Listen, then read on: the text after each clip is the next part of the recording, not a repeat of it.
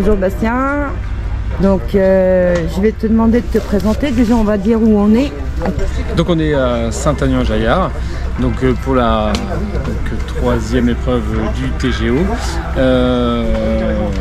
qui devait être une rencontre Grand Est-Grand Ouest. Bon, il y a surtout beaucoup d'équipages du Grand Ouest et donc voilà, un club où on revient depuis quand même quelques années. Voilà. D'accord, Bastien, j'aurais voulu savoir ta fonction dans le TGO, à quel moment tu as commencé, qui était avant toi, et ton déroulement, ton parcours depuis combien de temps, et ton petit parcours, enfin ton grand parcours, parce que c'est un grand parcours quand même, ça fait quelques années. Ça commence à faire des années, ouais. Donc tu vas nous expliquer tout ça. C'est sûr. Moi en fait, on suivait le sidecar depuis tout petit. Et en 2017, comme le championnat atlantique à l'époque, UFOLEP, commençait à pas mal rouler dans notre secteur, sur Poitiers. Donc on a été voir quelques épreuves et en 2007, on s'est remis à rouler, enfin pour ma part, je me suis mis à rouler au TGO, qui était championnat atlantique, hein, je le répète, à cette époque-là. Et puis, c'est bien pris au jeu, on a participé à toutes les épreuves, jusqu'à ce qu'en 2012, donc Nelly Michelon, qui s'en occupait à cette époque-là, on va souhaiter passer un petit peu la main. Et à défaut, gentiment, je me suis fait embarquer dans le truc. Et donc depuis 2012, je suis responsable du Trophée Grand Ouest. Le Trophée Grand Ouest, c'est ce championnat que j'ai un petit peu modifié, surtout dans son intitulé. Donc en 2014, quand on a passé le championnat en FFM, parce qu'à l'époque on était en UFOLEP, et par manque d'équipage, par souci de club aussi, d'assurance et de choses comme ça, j'ai fait le choix, ça n'a pas été simple, j'ai fait le choix de le passer en FFM. Donc 2014, ça fait maintenant 11 ans qu'on est parti de UFOLEP, on est en FFM, et ça a été plutôt bénéfique. Et le choix que tu as fait, c'était parce qu'il n'y avait plus de club UFOLEP ou de les courses? Alors on était un petit peu à un tournant sur certaines ligues où il y avait de moins en moins de clubs, beaucoup de clubs passaient en FFM à cette époque-là, et aussi des clauses en termes d'assurance sur les sidecars qui avaient beaucoup évolué, voire doublé, donc la plupart des clubs ne voulaient plus nous prendre clairement parce que ça coûtait trop cher à la journée. Donc il a fallu trouver une solution. La solution, ça a été la FFM qui nous a accompagnés là-dessus, et au final on voit qu'on a eu raison. Et tu penses qu'il y a eu une évolution au niveau des équipages? Il y a eu une évolution très rapide. Parce que déjà il y avait beaucoup d'équipages en UFOLEP. Il y avait déjà des équipages, alors c'était un petit peu en train de s'essouffler à ces moments-là. En 2012-2013, on finit à peut-être 10 équipages, à cette époque-là c'était un peu compliqué quand même. Et il y a eu un gros renouveau. On a eu de la chance aussi d'avoir à cette époque-là Valentin Giraud qui a mis un gros coup de boost à la discipline, et donc on l'a vachement senti. 2015, 2016, 2017, on tournait à 30 équipages sur chaque épreuve, on était quasiment 40-45 inscrits au trophée, donc ça a été vraiment une belle période pour le TGO, c'est sûr. C'est un championnat maintenant? Oui. Ça marche comment? Alors c'est le TGO, c'est le Trophée Grand Ouest, avant tout c'est un championnat. Donc moi-même et seul on est la gestion. Donc on ne dépend pas d'une ligue ni de la fédération directement. Voilà, donc beaucoup de choses passent par moi. Donc c'est moi qui gère le calendrier, qui met en place les dates, en m'assurant qu'il n'y ait pas de date en même temps que le championnat de France. Hein, c'est toi qui sollicite les clubs? C'est moi qui sollicite les clubs, bien sûr. Après on fait une réunion, je motive les équipages à s'inscrire, je gère les engagements, d'où souvent on me dit il y a un engagement peu élevé par rapport à d'autres championnats, parce que c'est le fait que je gère tout. Il n'y a pas d'engagement sport, tout ça, ça fait encore un petit peu artisanal, c'est sûr. Enfin bon, des fois on se rend compte que l'artisanat a du bon sur certaines choses. Voilà, donc après chaque équipage du Grand Ouest peut y participer. La seule clause vraiment restrictive, c'est qu'on ne peut pas être dans les 20 premiers du championnat de France de l'année d'avant. Voilà, histoire de séparer un petit peu et de motiver aussi les équipages à rester au championnat de France. Et tu dis 20, mais avant c'était pas moins ou... Alors on fait un petit peu évoluer. L'année dernière c'était 25, sauf que comme ils sont de moins en moins, ils ont été quand même moins nombreux l'an dernier au championnat de France. Donc le fait d'être 25, ça a englobé beaucoup d'équipages. Donc on a voulu faire remonter ça pour limiter la façon restrictive du règlement. Voilà, ça c'était en collaboration vraiment avec la FFM sur une journée de groupe de travail. Et tu arrives à motiver des équipages du championnat de France à venir quand même? Alors ça, oui, on le voit régulièrement, il y a toujours 1, 2, 3 équipages hors championnat qui viennent vraiment là juste par plaisir et pour compléter le plateau et passer la journée avec nous, j'ai envie de dire. Des équipages tels que Greg Raymond, Kylian Gouin et son père. Enfin, voilà. Il y a toujours des équipages qui apprécient venir avec nous quelques épreuves, c'est sûr. Donc on va dire vraiment le but premier du TGO, c'est de faire connaître à des nouveaux équipages, des futurs équipages, de venir rouler avec nous, de s'essayer au sidecar. Toujours dans la convivialité, hein, ça, on essaye vraiment d'avoir vraiment ce caractère convivial. Même si je le dis toujours, on ne fait pas de la danse. On fait pas de la danse, c'est pas le monde des bisounours non plus. Mais voilà, j'invite toujours chacun à faire beaucoup de convivialité, d'entraide surtout, de respect. Il y a forcément des premiers, il y a forcément des derniers, c'est des gens qui débutent, c'est des anciens qui poursuivent, c'est des choses comme ça. Et c'est ce qui fait vraiment les piliers fondamentaux du TGO et que ça fonctionne, c'est que les gens s'y retrouvent et ça c'est important de le poursuivre. D'où notre mise au trophée tous les ans en fin de saison où tout le monde se retrouve et partage vraiment un week-end 100% de convivialité pour à un moment donné couper un petit peu de la existe déjà depuis très longtemps. Ça existe depuis très longtemps. Tu fais ça où? Alors très régulièrement à Saint-Grondin, toujours à notre motoclub. L'an dernier avec la météo on s'est un petit peu éclipsé sur Chinon, mais je compte bien revenir par chez nous cette année, voilà, très certainement le week-end d'après Château-Gontier. Donc ce sera le 3e week-end d'octobre. D'accord. Voilà, sur Saint-Grondin. D'accord. Ton championnat, il compte combien de courses cette année? Donc 8 épreuves. Donc 8. On a 8 épreuves. Donc la prochaine, ça sera donc à Évaillé la semaine prochaine. Ensuite, on continuera avec Villeneuve-en-Ré au mois de juillet.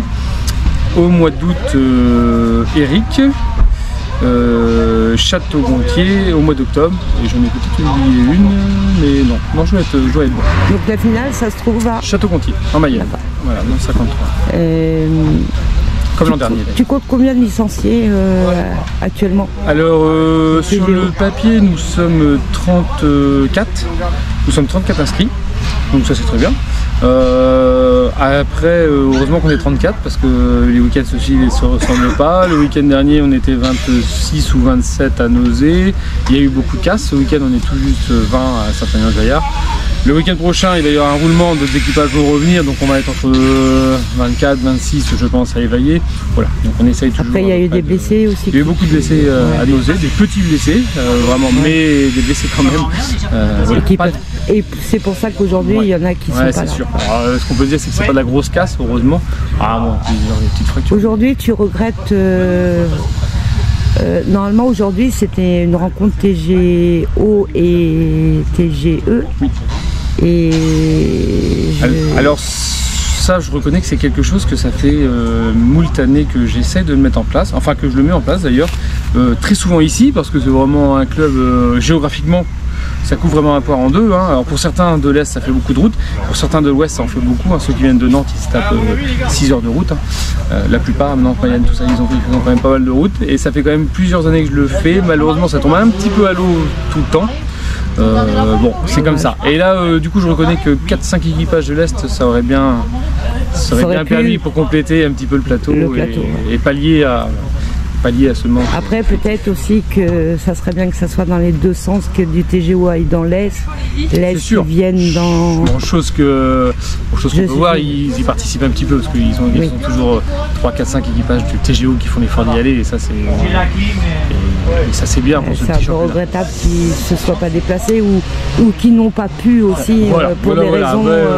chacun a ses raisons. Bon, c'est quelque chose qu'on avait mis en place en tout début avec Jimmy, donc c'était vraiment au tout début du mois de janvier.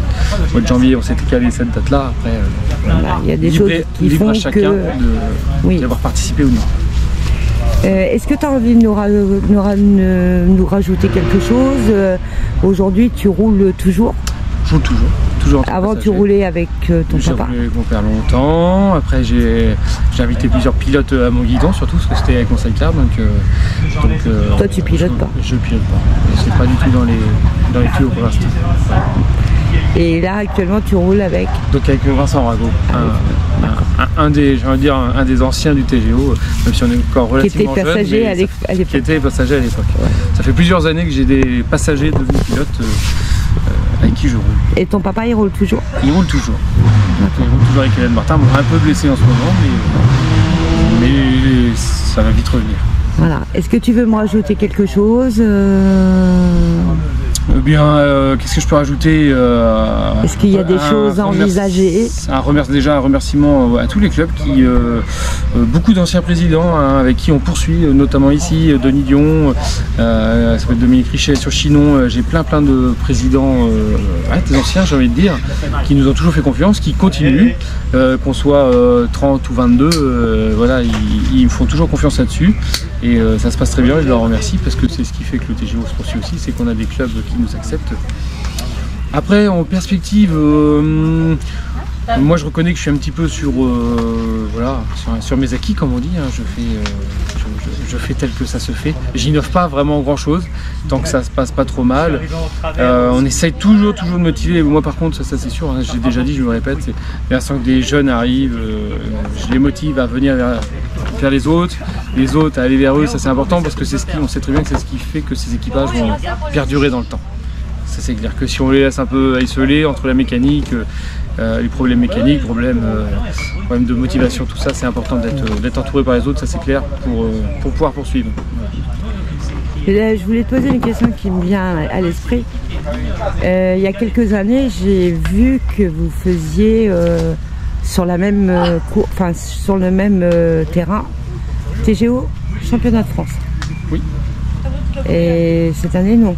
Alors, est-ce que c'est parce que ça se trouve pas comme ça ou alors c'était une volonté de certains clubs ou alors au niveau de la FFM tout simplement? Tout à fait, alors ça c'est vraiment des choses liées à la FFM, ça c'est clair et net. C'était vraiment une chose mise en place dès la première année en 2015. Le fait de passer en FFM, on avait dit tiens, ça serait bien sur les prochaines années de faire des épreuves ensemble, de faire une grosse réunion de sidecar en fait, hein, c'est clair. Et 2015, 2016, on a eu des gros rendez-vous à Huim, à Baugé, où on était au moins une soixantaine de sidecars. Il y avait beaucoup d'équipages à cette époque-là, donc ça c'était super, c'était vraiment super. Les deux plateaux étaient quasiment complets, on va dire. Et puis après on a un peu arrêté, par conviction des clubs aussi, parce que les clubs avaient aussi d'autres projets et tout. Et c'est revenu. Alors c'est revenu avec l'histoire des 2 manches au championnat de France, hein, il faut le reconnaître clairement. Notamment la volonté de Philippe Coicqui, le Christian Tessier à Torcy-en-Vallée, Philippe Coicqui à Huim, qui eux trouvaient ça léger d'avoir deux courses, vraiment que 2 manches. Donc ils nous ont sollicité pour aller sur le jour de leur épreuve, le TGO. Et puis pour cette année, la fédération n'a pas voulu reproduire ça. Le préparateur Roux a raison, c'est vrai que ça aurait peut-être plus invité d'équipages du TGO à venir sur place, mais après ça enlève les équipages TGO qui potentiellement roulent ce jour-là sur le championnat de France. Voilà, parce qu'on voit très bien que les épreuves dans le secteur, il y a toujours 5, 6, 7 équipages du TGO qui participent au championnat de France. Donc si on met un TGO le même jour sur la même épreuve, forcément que ça enlève ces équipages-là au plateau de France. Mais pour le public, ça peut être... Par contre, pour le public... voir que du sidecar, ça doit être... avoir des belles journées de sidecar, forcément que c'est intéressant. Ça doit être magique, quoi. Pour celui qui aime le sida. Ah bah c'est sûr, c'est sûr. Des terres comme Torcy-en-Vallée, Huim, forcément des clubs comme ça, Baugé, ouais, forcément que ça fonctionnait bien. Baugé aussi. C'est sûr, oui. C'est sûr. Mais écoute, je te remercie beaucoup pour ce petit... Je voulais juste savoir aussi une dernière chose. Oui. Tu es tout seul ou il y a des gens qui t'aident? Alors ça fait maintenant pas mal d'années où je suis tout seul. Si j'ai envie de dire vraiment en termes d'organisation du trophée en lui-même. Après, bien sûr, remise des trophées, heureusement que j'ai la famille et les copains qui m'aident à gérer ce week-end-là, entre autres. Monsieur, non, pour le championnat lui-même, non. Je suis tout seul.